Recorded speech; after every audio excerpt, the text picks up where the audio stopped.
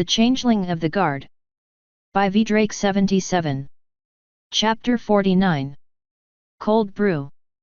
The next days were something of a blur.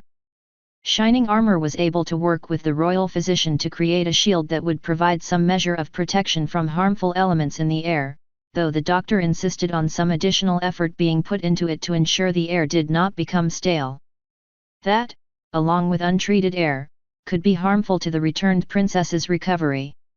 Shining explained that the cost of creating this shield was immense, and I soon learned that the effort of creating an active shield that filtered air and prevented entry to some, but not all, had run the ragged edge of even his abilities. To my understanding, the first attempt had literally put him to the floor. Upkeeping it, on the other hoof, was considerably easier. An interesting quirk of Shining's skill with shields allowed him to pass on this upkeep. Another pony with a modicum of understanding of his talent could perform said upkeep, if they had the power to do so even with the efficiency losses. As I understood it, there were actually several shields in concert, and then multiple attempts to create them. One that stopped anything living above a certain size to prevent unauthorized ponies from entry, one that provided air filtration but did nothing to stop ponies, and one that oscillated and only affected air to provide a pumping mechanism to ensure adequate flow. Shining somehow managed to tie all of these together into a single enhanced shield. He'd even managed to create a small bubble effect around any pony who entered the defending shield, which could be detached from the whole without being unlinked, though it would lose any benefit save air filtration. This had been mostly intended for Princess Celestia's own benefit, as this initial design had simply been a small bubble around the younger princess, whilst the final design had allowed Luna more access to the contents of her room, with a visitor. I, having spent so much time with Shining and having attempted to file away his occasional ramblings as he tested a new shield for further consideration, was able to understand and adjust his shields to some small degree, though I could not hope to recreate them. There is a vast difference between maintenance or repair and construction, after all. Whilst I could follow along better than most, any shield I could manage on my own was best suited for an impressive physical and a far lesser magical defense. Shining, on the other hoof, could manage shields that would make the inhabitants feel warmer, or protect from intense heat, moisture, or even, as tests with Wispy had proven, a lightning strike. I should note in the last, the shield protected those inside from lightning, excepting the one holding the shield, who received a sizable redirected charge, regardless of whether they were within the confines of the shield or not. Shining himself looked as though he had been stuffed in a dryer, and Cadance had delighted in her staticky lover's fluffy appearance. As Shining's friend and confidant, I dubbed him Stuffed Armor, and dealt with the blowback as a friend should. My new duties were actually rather simple. I was to watch over Princess Luna, guard her room from well-meaning if foolish intruders, and was, very specifically, to prevent Princess Celestia herself from countermanding those orders under any circumstances until her sister was better. Simple, I have found, does not always mean logical to ponies. Obviously, now I had a set of orders that I am not to obey, because it should never be ordered of me, but it might be, all the same. This is a very rational and sane thing to expect of some pony. Order, had life ever actually been simple? In the meantime, my duty was mostly to maintain a shield of protection held by Shining Armor. Asterisk. Princess Luna has had many titles. Dream Trotter, the Moonlit Mare, the Star Caller, and the Dark Watcher. None of these, I should note, imply that she is a gracious patient, and for good reason. Fie upon you and your potions, Physiker. We are tired. Our heart beats, our tongue is unspotted, and our coat is unlathered. Thou demandest that we rest, and then bother us with trifles. Away, away. The last sounded more plaintive than demanding, but the princess's strength had yet to recover from the very unpleasant bout of flu. She grumbled something unintelligible and covered herself with her blankets, radiating displeasure and discomfort. Very well, Your Highness. The doctor sighed, putting away the stethoscope. Your lungs sound fine, no hint of pneumonia, thanks Celestia. He cleared his throat at the look his patient gave him, then hurried on. Take your medicine, and I'll leave more with the maids or your personal guard. I waited for the doctor to leave the protective barrier of the shield and cautiously took his place, pushing a fresh card of breakfast or dinner. I could not entirely be sure which it was for the typically nocturnal princess. Your Highness, I bring you soup and some fresh produce. The mound of blankets shifted. Fie on soup. We are not hungry. Be that as it may, you must take your medicine. The doctor has made such clear. Drink this, it is grape-flavored. 'Tis not grape, unless the grapes of old have changed to some new, cloying variety.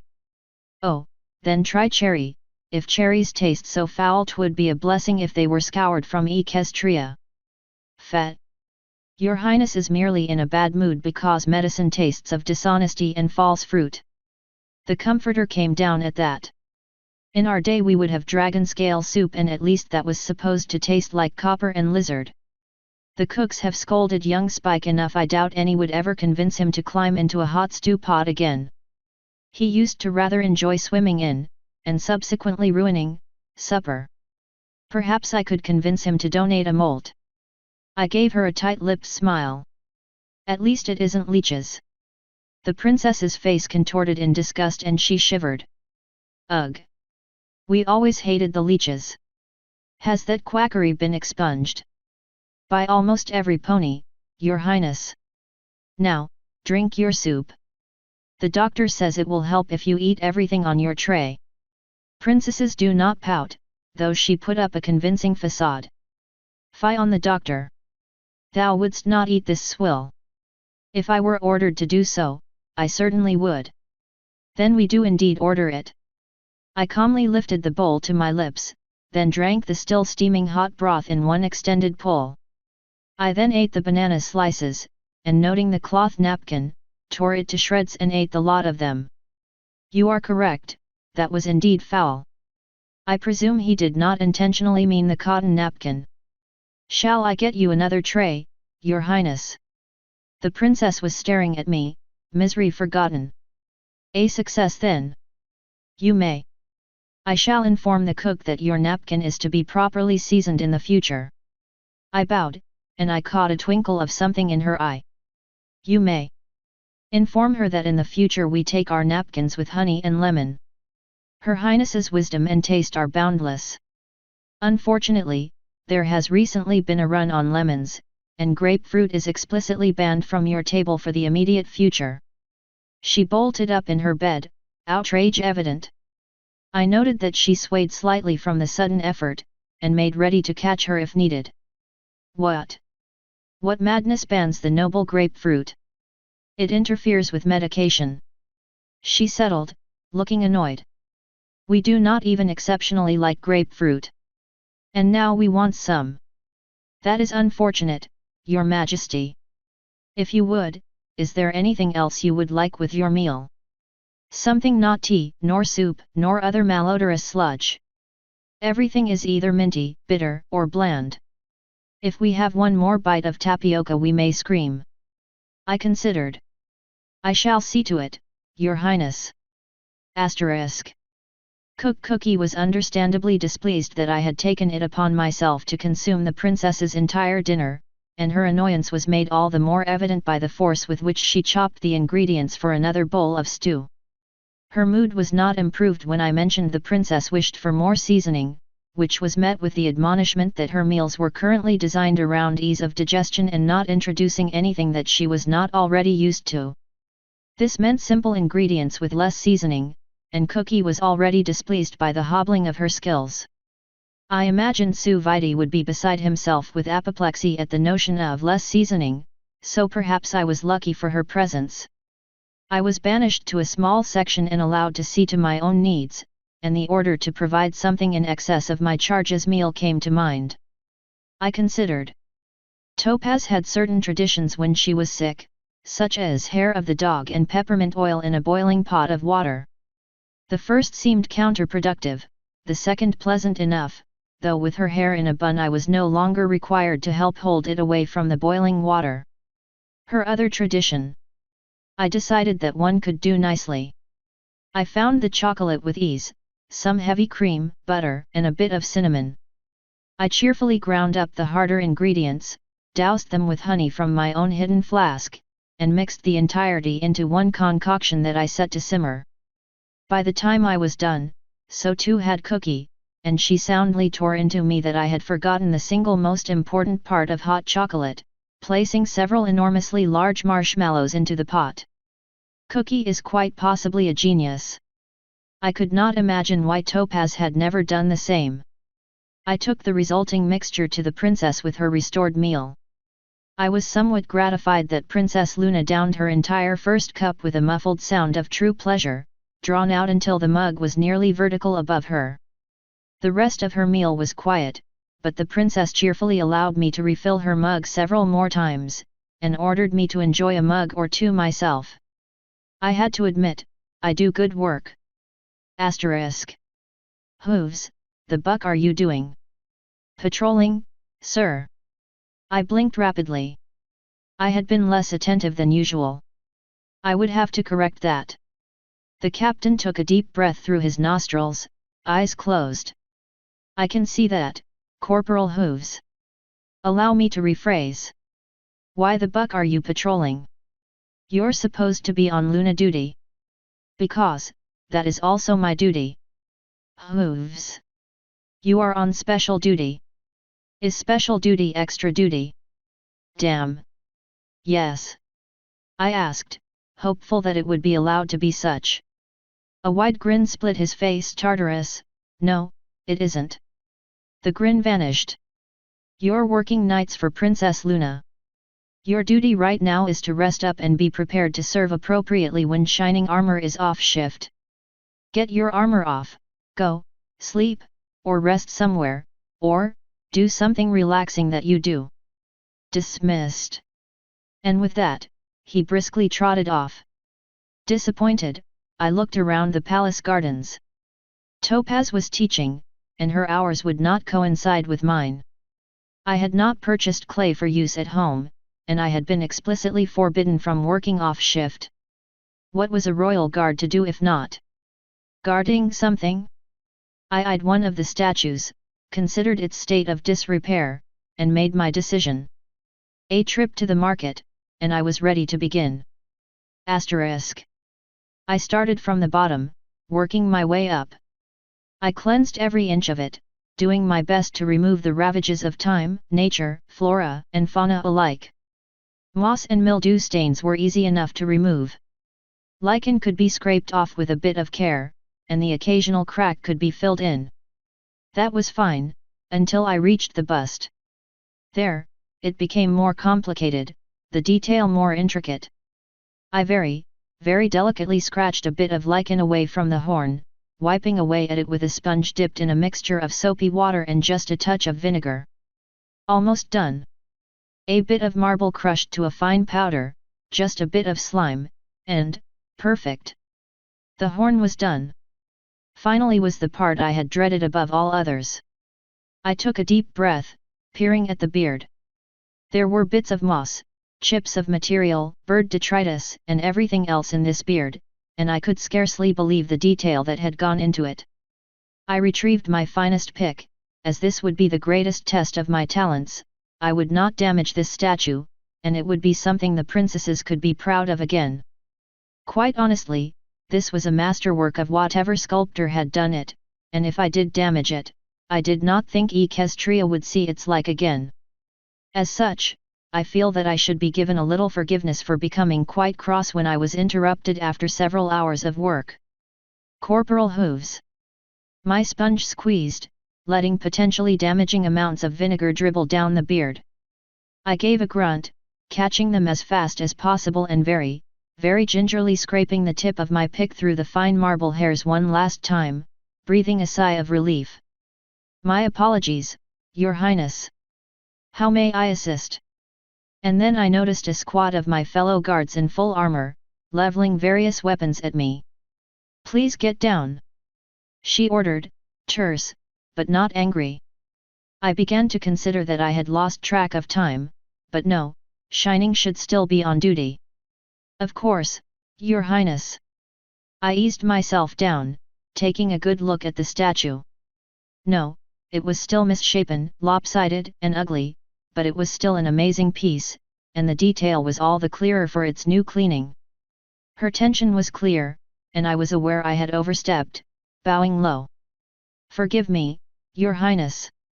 I was told my duties for the day were relegated to assisting your sister, and having nothing better to do, I decided to work on one of the statues. With the gala coming, I felt it was important to do some minor work that might be overlooked. The statue is a most impressive piece, after all." Princess Celestia marched around the statue, inspecting it closely for even the slightest flaw. I bit my lip.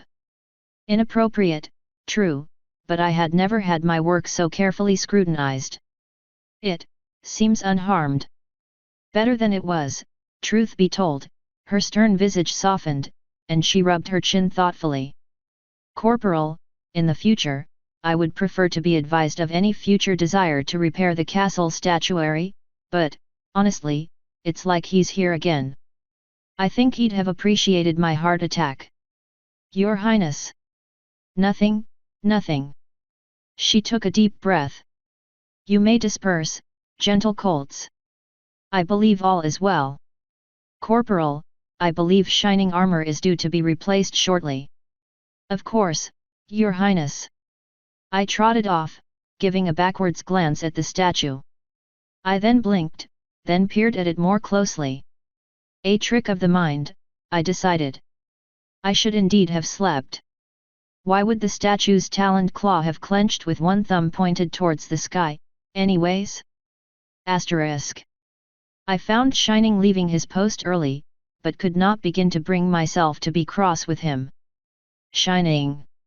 You seem to be carrying a fireball." His eye twitched and he forced the words through clenched teeth in a ghastly smile. "Philomena decided to come visit. And hacked up flaming pellets in Luna's tower." I winced. Perhaps, someone should talk with Princess Celestia about letting her go. She seems to have taken a harsh turn. Princess Celestia really wants Fluttershy to see her. He gave me a pointed look, and I recalled that my report had suggested as much. I can only assume she wants her to see Philomena as she is now. Not, I decided, something Eniponi actually wanted to see. I didn't say it, but Shining clearly agreed. "It will likely be the only chance she gets to do so," I allowed, regretfully. Cryptically, he only muttered "I wish." Given the extra hours we had been working, I decided not to correct him for wishing multiple deaths on Celestia's pet bird. "And how is Princess Cadance?" "Idle, can I be frank?" "Of course, sir. I am absurdly angry with the world right now, and you're kind of included in that. Excuse me. This," he motioned to the tower, "is actually pretty great. Katie's happy for me, I'm happy, and that's all great. Also, I am in a position, right now, where I can't go visit my mare friend for a little affection." I blinked, then considered the implications. Princess Luna is compromised. And you might share that with your fiancé. Bingo, he sighed heavily, settling down. The shield's secure for a couple hours. It can be charged a bit more now, I've been tweaking it. This is torture. You look awful, I admitted. Perhaps you could make one of your shields for your personal use. He waved the idea off. Nice idea, not really good enough. It's like hugging through a fence. It's awkward, not bad, but it just reminds me how much I want to, he trailed off. You should marry her. Another sigh. Yeah, can you even imagine if she had to go somewhere now and we couldn't? Ugh, this sucks. I mean, I bought the ring. His eyes went wide and he glared at me. No, shut up. You already have the ring. I can't. Just do it. I was aghast, but oddly bemused. Finally. I can't do it now, I can't even touch her. I am telling her. Don't you dare. Try to stop me. I'll put you in a bubble and stick you in front of a train. You'll be the world's most eligible hamster ball pony. I gasped, faking affront. You bastard! No pony should have that much power. His eyes narrowed comically. I am, and I do. The effect was ruined by a huge yawn, and some of the flaming pellets nearly slipped his grip. We'll talk about it tomorrow. Dead to the world right now. He gave me a closer look. You need coffee too, he announced, then wandered down the hall. I fought my own yawn, and had to admit he was right. Asterisk.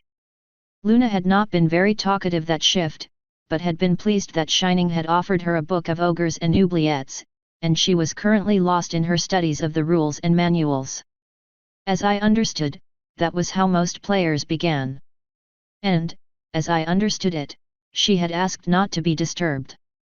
Wow, Idol, were you run over by a cart or did you just decide to work a triple shift? I looked up, but I was too tired to be afraid of the Thestral's grin. Good evening, Moth Chaser. No, and, yes, I suppose I sort of did. You can't do that. How are you even alive? She gave me an appraising look. Coffee. My treat. I know a place. She waved at the other Thestrals, several of whom looked at me with some concern. Pony Joe's. I agreed, automatically. Met. Pony Joe's is rookie tier. Come on, it's on my way home. Traitor, I gaped, amazed at the brazen lie. And? I thought you lived under the castle. Joe has good coffee, sure. But you want great coffee, you come with me. And I don't live in the night guard barracks, I just roost there from time to time. You don't live in your barracks room, right? I supposed I didn't. And, follow a potentially dangerous predator to a second location for the promise of free coffee? What could go wrong? Hey hooves! Did you really polish that statue of Discord in the garden today? And totally ignore Princess Celestia and a bunch of guards? Yes, I think I might have. She gave a screechy laugh, delighted. You're a wild stallion, Idol. Asterisk. The Grindhouse. Moth Chaser had the grace to blush. Look, so it's not the best name. And it's closed. I looked into a window, and noted the place was rather dark. Oh, well, yeah, she acknowledged, fiddling with the door with her wings. Quarter turn, and open. Did you just break in? Don't be silly, Hoovesy. It's just a little finicky. Come on. When I didn't immediately follow, she sighed. It's my place. And my brother's. Pristine grind, so, the Grindhouse. I followed her into the dark shop, watching her make her way around to the various strange machinery. What is all of this? We've got espresso, cappuccino, and mochaccino makers, and over there we've got a boballer. She counted the devices off as she turned them on, and soon the building began to smell of freshly ground coffee. The last just shook. I wasn't sure what to make of it. What? Boballer. It makes boba tea. Amazingly, that is not exceptionally helpful. What is a boba? Tapioca balls suspended in fruit tea. We've got dragon fruit, mango, couple other things. We tried durian, but the neighbors filed a grievance. She leaned against the counter, batting her eyelashes. So, what's your pleasure? I eyed the complicated list on the wall. How special. Coming right up. She adjusted several valves with her wings, peered at them carefully, nodded, and then vaulted back over the counter. Quickly, I realized that a Pegasus would never be as agile in this kitchen, and even a unicorn might not have the delicate touch. Come on, I usually do a little to set the place up in the morning. Promise, you'll get your coffee. Might even throw in a boba to sweeten the deal. She winked at me, heading towards a table. I tried to follow, but whether it was simple exhaustion or something sticky on the floor, I missed my step and tumbled into her, knocking both of us to the ground. Moth Chaser stared up at me, eyes wide, mouth half open. I tried to get up, but our legs were tangled. A sudden inrush of emotion from her, trepidation, uncertainty, eagerness. Be gentle. There was a noise from above, followed by a choking sound and hysterical screechy laughter. You absolute jerk! Moth Chaser shrieked, flinging me aside and charging up a stairway in the corner of the shop, leaving me to the faint hiss of steam and my own confusion.